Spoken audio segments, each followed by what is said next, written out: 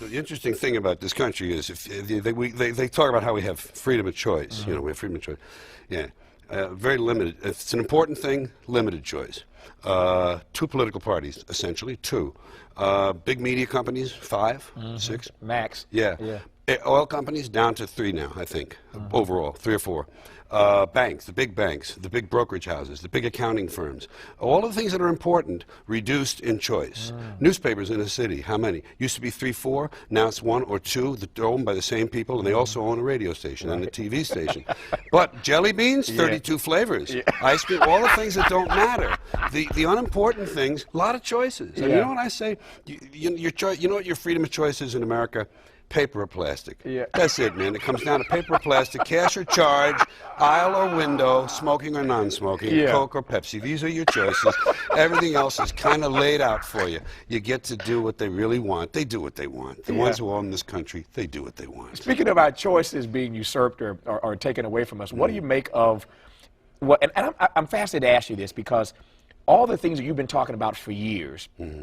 I mean, we've come full circle on this stuff. And that's why I was so fascinated, and thank you for coming on the program. Sure. But here we are now, 30 years after you were talking about it, with this huge debate, this huge fight about whether or not our civil liberties are being taken away from us. What are your thoughts on? Well, I think if you looked at the record of laws which have been passed in the last 30 to 40 years, there's a thing called social hysteria. Social hysteria is whipped up generally by the media. Crime, in Nixon's time, crime was the big social hysteria issue.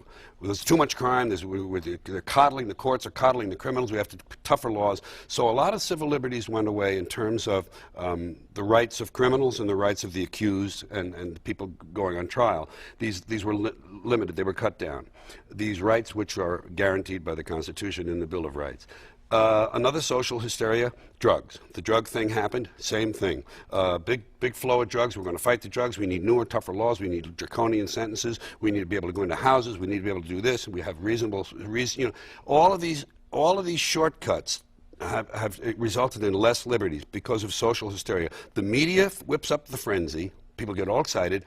The legislature passes it, the executive signs it, and the judges, then the judicial branch okays it sometime later when it gets to them. And what has happened is you have less freedom, less liberties, less civil liberties, less rights. And the third social hysteria is terrorism. That was whipped up. Now it's a little more cause there. You look at the 9/11; it's a very dramatic event, but that too has been used with this Patriot Act to reduce our liberties. They say, well, if you have nothing to hide, what are you worried about? You know that whole argument? Oh, yeah, good. Tell me about the people that are, just getting out of prison because of the DNA, if they had nothing to hide. It's just, listen, this country is owned by the ownership class. They do pretty much what they want. I figure it's like a freak show. Here's what I do. You know what I do? To me, if you're born in the world, you get a ticket to the freak show. They give you a ticket to the freak show. If you're born in America, you got a front row seat.